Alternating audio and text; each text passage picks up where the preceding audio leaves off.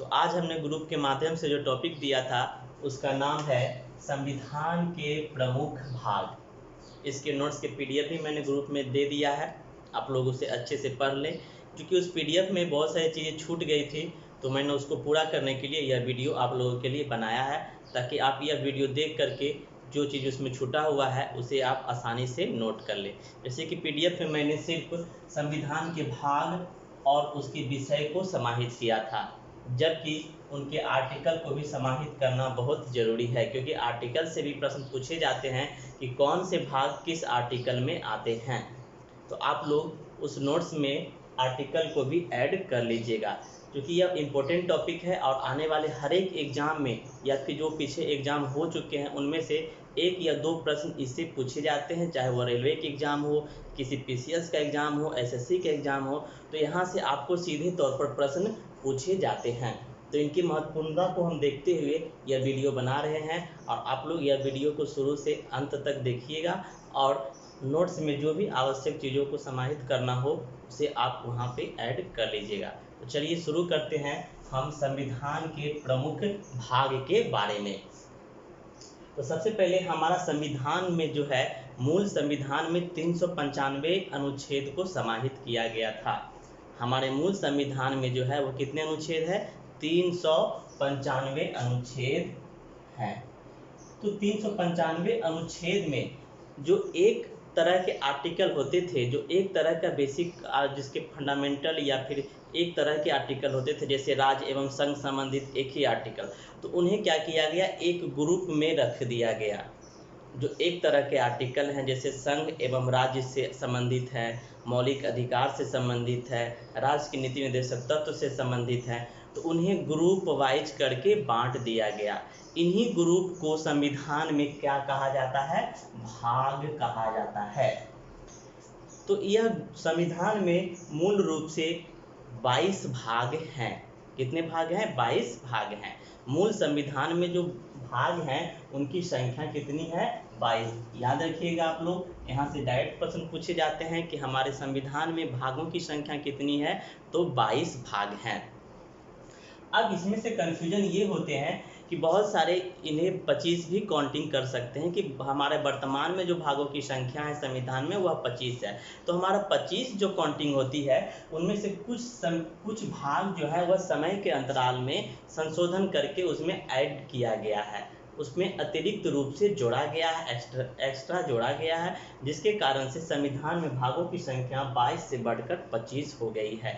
लेकिन अगर मूल संविधान की भाग की हम बात करें तो वह 22 है, और एग्जाम में इसी दृष्टिकोण से भी प्रश्न पूछा जाता है और आप उसमें 22 ही मारे, 25 नहीं मारे। चूँकि हम देख सकते हैं कि कुछ भाग जो हैं वह बाद में संविधान को संशोधन करके जोड़े गए हैं। जैसे हम यहाँ पे भाग 4 की कोर की बात करें तो यह मौलिक कर्तव्य हैं, जो कि 42वें संविधान संशोधन 1976 में जोड़े गए हैं। दूसरा अगर हम बात करें तो उसी तरीके से 9 का को नगर पालिका, 9 का खो, ये सभी भाग जो है बाद में संविधान को संशोधन करके जोड़े गए।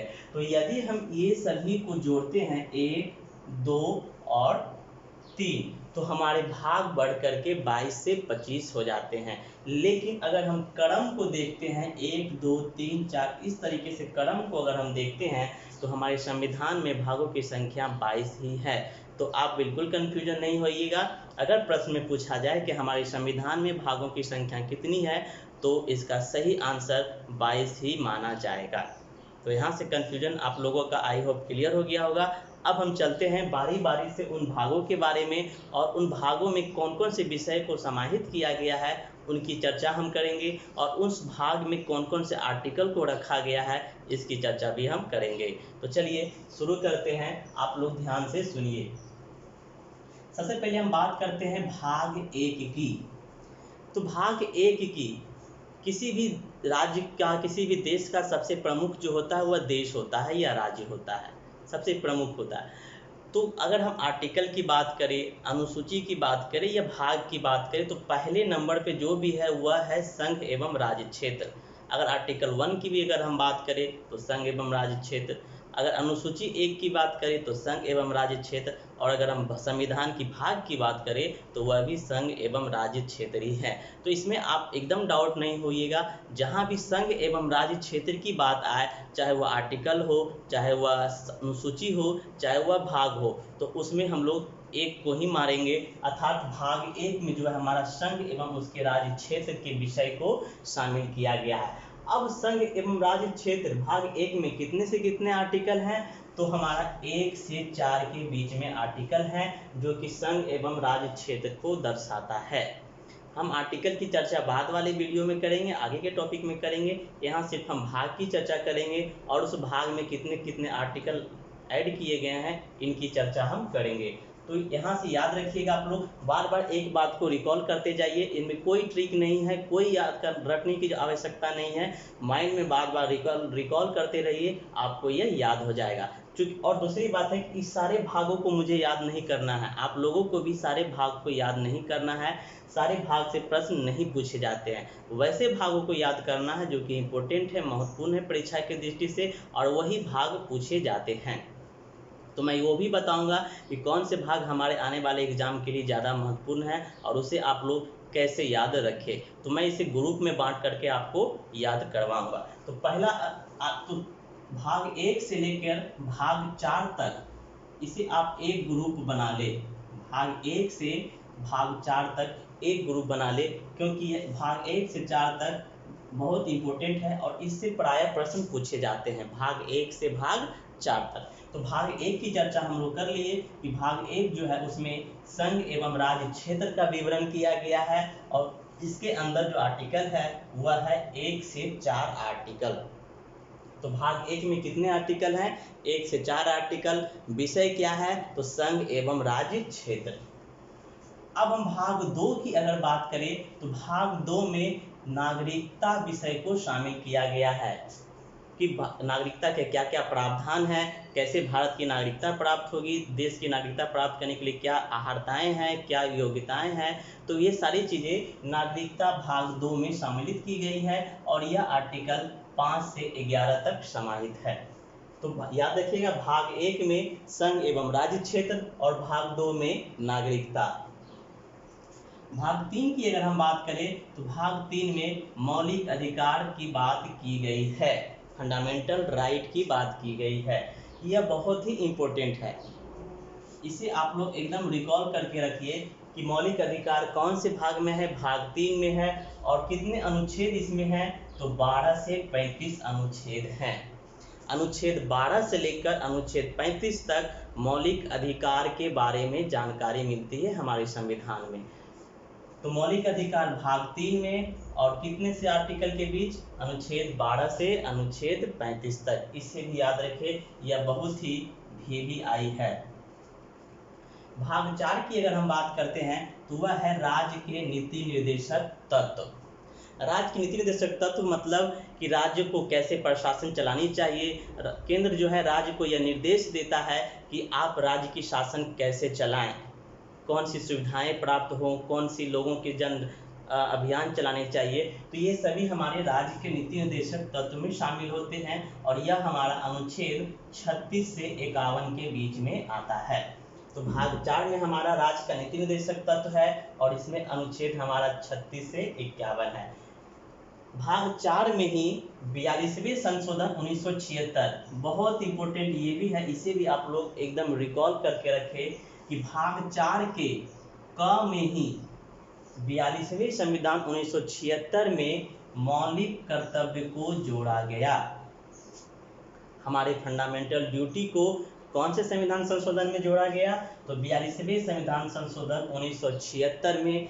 इससे कौन से भाग में जोड़ा गया, तो भाग 4 के क में। और ये कौन से अनुच्छेद हैं, तो यह 51 के क अनुच्छेद में है। तो 4 से 5 प्रश्न यहाँ से बनते हैं। पहला प्रश्न तो ये कि मौलिक कर्तव्य को किस संविधान संशोधन के तहत जोड़ा गया, तो हमारा आंसर होगा 42वें संविधान संशोधन 1976। दूसरा प्रश्न होता है कि मौलिक कर्तव्य को कौन से भाग में जोड़ा गया, तो 4 के क में जोड़ा गया। तीसरा प्रश्न हमारा होता है कि मौलिक अधिकार किस अनुच्छेद में आता है, ये किस अनुच्छेद में इस समाहित है, तो वह है अनुच्छेद 51 का क। तो ये चार आप एकदम मस्ट रूप से याद रखिएगा। ये चार आपको हर एक एग्जाम में अगर आप प्रीवियस पेपर उठा करके देखें तो यह प्रश्न आपको कहीं ना कहीं एक झलक में जरूर मिलेगा, तो आप यह जरूर याद रखें। अगर भाग 5 की हम बात करते हैं तो वह हमारा संघ सरकार है। संघ सरकार भाग 5 में है कि संघ की सरकार कैसी होनी चाहिए, उनके क्या कर्तव्य है, उनके क्या कार्य हैं, तो यह हमारा भाग 5 में है, जो कि अनुच्छेद 52 से 151 तक है। काफी लंबा है ये। छठा अगर हम बात करते हैं तो वह है हमारा राज्य सरकार। राज्यों की सरकार कैसे होनी चाहिए, उनमें क्या कौन कौन सी सरकारें होती हैं, उनकी क्या अहर्ताएं हैं, क्या योग्यताएं हैं, तो ये हमारे राज्य सरकार में आता है और यह आर्टिकल है 151 से 257। सातवां भाग हमारा जो है याद रखिएगा, उसे निरासित कर दिया गया है, मतलब इसे संविधान के भाग से हटा दिया गया है। अब कब हटाया गया है, तो 7वें संविधान 1956 के द्वारा संविधान के भाग 7 को निरासित कर दिया गया है, मतलब इसे संविधान से मूल रूप से हटा दिया गया है। तो प्रश्न यहाँ से पूछते हैं कि संविधान के किस भाग को निरासित कर दिया गया है, तो वह हमारा 7वें भाग है। और कौन से संविधान संशोधन, तो 7वें संविधान संशोधन 1956। यहाँ से आप एक ट्रिक भी बना सकते हैं, क्योंकि यहाँ भी 7 है तो 7 से आप याद रख सकते हैं कि 7वें संविधान संशोधन 1956 के द्वारा इसे निरासित कर दिया गया है, इसे संविधान से हटा दिया गया है। आठवां की अगर हम बात करें तो संघ राज्य क्षेत्र है। क्या है, संघ राज्य क्षेत्र है। संघ राज्य क्षेत्र मतलब हो गया कि जो संघ और राज्य दोनों का क्षेत्र, अर्थात हमारा केंद्र शासित प्रदेश। तो केंद्र शासित प्रदेश जो है हमारा भाग 8 में है, अनुच्छेद 239 से 242 के बीच में। फिर अगर हम भाग 9 की बात करें तो पंचायत, फिर ये आपका बहुत इंपॉर्टेंट हो जाता है, इसे फिर आप याद रखिएगा। 4 यहाँ से तो आप एकदम रिकॉल करके रखिए, और फिर 9 हम बताते जाएंगे कि कौन कौन से आपके इम्पोर्टेंट है, आप उन्हें तो याद रखिए ही रखिए, उसे आप इग्नोर ना करें। तो अगर हम भाग 9 की बात करें तो भाग 9 में है पंचायतें। भाग 9 में ग्रामीण स्तर पर प्रशासनिक की जो छोटी इकाई होती है वह पंचायत ही होती है। ग्रामीण स्तर पर प्रशासनिक की छोटी इकाई पंचायत को माना गया है, और इसीलिए इसे भाग 9 में पंचायत को जोड़ा गया है। और ये किस अनुच्छेद में आता है, तो 243। पिछले एक पीसीएस एग्जाम में यहाँ से सीधे प्रश्न पूछे गए कि पंचायत किस अनुच्छेद में स्थित है, तो 243, आर्टिकल 243, यह भी इम्पोर्टेंट है आपका, इसे याद रखिएगा। इसी में अगर भाग 9 के क में अगर हम बात करें तो नगर पालिका, जैसे ग्रामीण स्तर पर प्रशासनिक की छोटी इकाई पंचायत होती है, वैसे शहरी स्तर पर प्रशासन की छोटी इकाई नगर पालिका होती है। इसके अंदर नगर परिषद, नगर निगम जो भी है सब इसके अंदर आते हैं। तो यह 9 का क और 9 का 9, ये दोनों आपका जो है वह किसी भी प्रशासनिक इकाई से संबंधित है। तो 9 में याद रखिएगा पंचायत, और 9 के क में याद रखिएगा नगर पालिका। ऐसे आप ऐसे भी याद रख सकते हैं कि 9 में आप गांव और 9 के क में शहर, क्योंकि पंचायत जो होते हैं वह गांव से संबंधित होते हैं और नगर पालिका जो होते हैं वह शहर से संबंधित होते हैं। तो आप इसे इस तरीके से याद रख सकते हैं। 9 की ख की अगर हम बात करते हैं, इसमें सहकारी समितियां हैं। तो अगर हम इसकी बात करें, पंचायत, नगर पालिका और ये सहकारी समितियां, ये तीनों एक ही अनुच्छेद में है, 243, 243, 243। तो आप इन तीनों को एक ग्रुप में बनाकर याद रखें। पहला पंचायत, दूसरा नगर पालिका और तीसरा सहकारी समितियां। पंचायत आपका भाग 9 अनुच्छेद 243, नगर पालिका भाग 9 का को अनुच्छेद 243, सहकारी समितियां भाग 9 का खो अनुच्छेद 243। तो ये तीनों जो है वह प्रशासनिक की छोटी छोटी इकाई के रूप में काम करते हैं। तो ये तीनों को आप एक ग्रुप में बनाकर याद रखें। और आर्टिकल तीनों का एक ही है, 243, क्योंकि 243 में ए से लेकर ओ तक के, अल्फ़ाबेट ए से लेकर के ओ तक के आर्टिकल है, और उसी में हमारा पंचायत, नगर पालिका और सरकारी समितियों को समाहित किया गया है। भाग 10 की अगर बात करें तो अनुसूचित जाति एवं जनजाति क्षेत्र के बारे में सम्मिलित किया गया, क्योंकि भारत विविधताओं से भरा हुआ है। इनमें कई क्षेत्र में अनुसूचित जाति एवं जनजाति क्षेत्र पाए जाते हैं, तो उन्हें प्रशासन में किस तरह से जोड़ा जाए, प्रशासनिक इकाई के तौर पर कैसे जोड़ा जाए, उसे विकास की धारा में कैसे जोड़ा जाए, लाया जाए, उसके लिए क्या उपबंध है, उनके लिए क्या क्राइटेरिया है, तो उसके लिए भाग 10 को जोड़ा, भाग 10 के अंदर इसको शामिल किया गया है, और ये हमारा अनुच्छेद 244 के अंतर्गत आता है। अगर भाग 11 की हम बात करें तो इसमें संघ एवं राज्यों के बीच संबंध को समाहित किया गया है कि संघ एवं राज्य के बीच संबंध कैसे होने चाहिए, कोई विशेष परिस्थिति अगर आ जाए तो उस समय संघ एवं राज्य के बीच किस प्रकार के संबंध होनी चाहिए, तो यह हमारा भाग 11 में मिलता है, और यह अनुच्छेद 245 से 263 के बीच में आता है। अब अगर हम बात करें भाग 12 की, तो इसमें वित्त संपत्ति, मतलब वित्तीय संपत्ति, ये सभी की चर्चा की गई है, और यह हमारा जो है अनुच्छेद 264 से 300 से बीच में आता है। भाग 13 की बात करें तो राज्य क्षेत्र के अंदर व्यापार वाणिज्य का विकास कैसे होगा, कैसे व्यापार करना है, वह आता है, और यह हमारा 301 से 307 के बीच में आता है। क्योंकि ये आपको उतना इम्पोर्टेंट नहीं है, इसे आप इग्नोर करके भी चल सकते हैं, इस सारी चीज को आप इग्नोर करके भी चल सकते हैं, ठीक है। उसके बाद 14 में अधिकरण को शामिल किया गया है, और यह हमारे जो है अनुच्छेद 323 में शामिल है। तो सॉरी 14 के क में अधिकरण, 14 में जो है संघ एवं राज्य क्षेत्र के बीच सेवाएं, तो अब भाग 14 में जो है संघ एवं राज्य के बीच की सेवाओं को समाहित किया गया है, जैसे कि हमारा अखिल भारतीय सेवाएं होंगे, कि संघ एवं राज्य के बीच कौन कौन से सेवाएं होते हैं, तो अखिल भारतीय सेवाएं, लोक सेवा आयोग होते हैं, राज्य सेवा आयोग होते हैं, तो उन सभी चीज़ों को जो है भाग 14 में समाहित किया गया है, और यह हमारे 308 से 323 के अनुच्छेद के बीच में है। उसी तरीके से 14 के क में अधिकरण को शामिल किया गया है, और यह हमारे आर्टिकल 323 में है। फिर ये हमारा इम्पोर्टेंट हो जाता है 15 निर्वाचन, भाग 15 निर्वाचन जो है, क्योंकि हमारा देश जो है वो क्या है, लोकतांत्रिक है, हमारा देश में लोकतांत्रिक व्यवस्था है, और किसी भी देश में के लिए लोकतांत्रिक व्यवस्था की एक सबसे मजबूत आधारशिला जो होती है वह होता है निर्वाचन, अर्थात एक निष्पक्ष एवं स्वच्छ चुनाव। बिना एक निष्पक्ष एवं स्वच्छ चुनाव के हम किसी भी देश की लोकतांत्रिक की भविष्यवाणी नहीं कर सकते हैं, उनकी लोकतांत्रिक की हम गाथा नहीं गा सकते हैं। तो चूँकि निर्वाचन ही लोकतांत्रिक की एक सबसे बड़ी आधारशिला है, तो यह आपके लिए बहुत इम्पोर्टेंट हो जाता है, क्योंकि भारत एक लोकतांत्रिक देश है, और यहाँ पे एक स्वच्छ एवं निर्वाचन चुनाव भी किया जाता है, इसके संबंधित निर्वाचन आयोग का गठन किया जाता है, चुनाव आयोग का गठन किया जाता है, चुनाव को संपन्न किया जाता है। तो आप यहाँ से याद रखिए कि निर्वाचन जो है वह संविधान के भाग 15 में जोड़ा गया है, और यह अनुच्छेद 324 से 329 में आता है। तो यह भी आप याद रखिए कि हमारा निर्वाचन जो है वह 324, तो निर्वाचन संबंधित जो भी अगर आर्टिकल पूछा जाए वह हमारा 324 से 329 के बीच में होगा, और भाग हमारा 15 होगा। यह इम्पोर्टेंट है, इसको आप याद रखिए।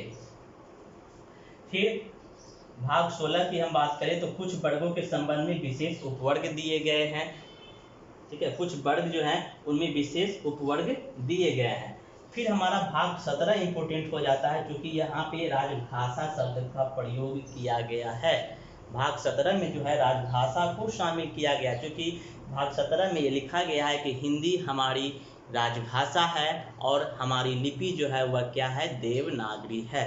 तो यह 17 जो है बहुत इम्पोर्टेंट है, और हमारी राजभाषा जो है हिंदी एक राजभाषा है, वह कौन से आर्टिकल में है, तो हमारा 343 आर्टिकल में है। इधर हाल ही में एक पीसीएस के एग्जाम में पूछे गए थे कि राजभाषा को किस भाग में जोड़ा गया है, तो वह भाग हमारा 17 है, या फिर कौन से आर्टिकल में है, तो वह हमारा 343 आर्टिकल है। तो ये भी आपका VVI है, इसे भी आप याद रखिए। अब भाग 18 की हम बात करते हैं, इसे भी आपको याद रखना है, ये हमारा है आपात उपबंध।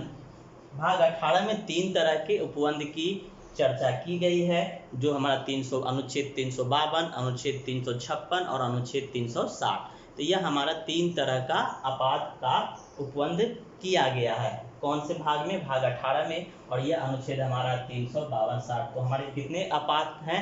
कितने आपात का उपबंध किया गया है? तो 3 आपात का उपबंध किया गया है। कौन कौन सा अनुच्छेद में? अनुच्छेद 352, अनुच्छेद 356 और अनुच्छेद 360। तो ये हमारा 18 तक हो गया। तो ये फिर से हम एक बार इसको जो इम्पोर्टेंट है उसको रिकॉल करते हैं, आप लोग ध्यान से सुन लीजिए फिर से एक बार। सबसे पहले हमें ये 4 जो है, भाग 1, भाग 2, भाग 3, भाग 4 और भाग 5, ये 5 को याद रखना है, ये काफ़ी इम्पोर्टेंट है। भाग 1 में संघ एवं राज्य क्षेत्र, भाग 2 में नागरिकता, भाग 3 में मौलिक अधिकार, भाग 4 में राजनीति निर्देशक तत्व और भाग 4 के क में मौलिक कर्तव्य, जो कि 42वें संविधान संशोधन 1976 में जोड़ा गया। फिर उसके बाद आप इम्पोर्टेंट याद कर सकते हैं भाग 9, ये आपका फिर इम्पोर्टेंट है। भाग 9 में पंचायतों को जोड़ा गया, अनुच्छेद 243। भाग 9 के क में नगर पालिका और भाग 9 के ख में सहकारी समितियां। तो नाम में 3 चीज को याद रखना है, पहला पंचायत, दूसरा नगर पालिका, तीसरा सहकारी समितियां। तो इसे भी आप याद रखिए, ये भी काफ़ी इम्पोर्टेंट है। उसके बाद अगर हम इम्पोर्टेंट की बात करें तो उसके बाद आप भाग 10 को याद रख सकते हैं, अनुसूचित जाति एवं उनके क्षेत्र को, जो कि आर्टिकल 244 में स्थित है। उसके बाद अगर हम इम्पोर्टेंट की बात करें कि किन से प्रश्न पूछे जाते हैं, तो वह हमारा है निर्वाचन, भाग 15, जो कि अनुच्छेद 324 में संबंधित है। उसके बाद आप भाग 17 को याद कर सकते हैं, जो कि राजभाषा है। हिंदी हमारी एक राजभाषा है और उसकी लिपि देवनागरी होगी। यह भाग 343 से 351 से संबंधित है। उसके बाद हम अगले इम्पोर्टेंट की बात करें तो भाग 18 आपात उपबंध है, और इसमें 3 तरह के उपबंध की गई है आपात संबंधित, 352, 356 और 360। तो यहाँ तक कि हमने देखा कि कौन कौन से भाग हमारे एग्जाम के लिए इम्पोर्टेंट है, उसे आप याद रखिए। अगर आपसे सभी याद होते हैं तब तो वो और अच्छी बात है, लेकिन कम से कम जो इम्पोर्टेंट है उसे आप जरूर याद रखें, क्योंकि यह एग्जाम में सीधे रूप से पूछे जाते हैं। अब हम बात करते हैं 18 तक तो हो गया है।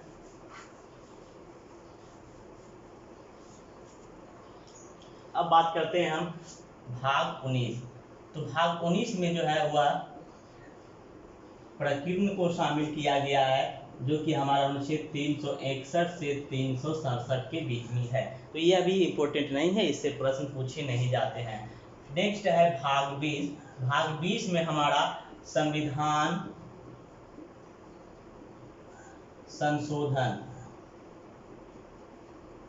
को शामिल किया गया है, और यह हमारा है अनुच्छेद 368। यह बहुत इम्पोर्टेंट है, इसे भी आप हमेशा याद रखें, इसे भी आप हमेशा याद रखें। संविधान संशोधन की जो प्रक्रिया है वह हमारे भाग 20 में समाहित है, और हमारे आर्टिकल 368 यह बताता है कि संविधान में संशोधन किस प्रावधान के आधार पर हो सकता है, संविधान में संशोधन करने के लिए क्या क्या चीज़ें की ज़रूरत है।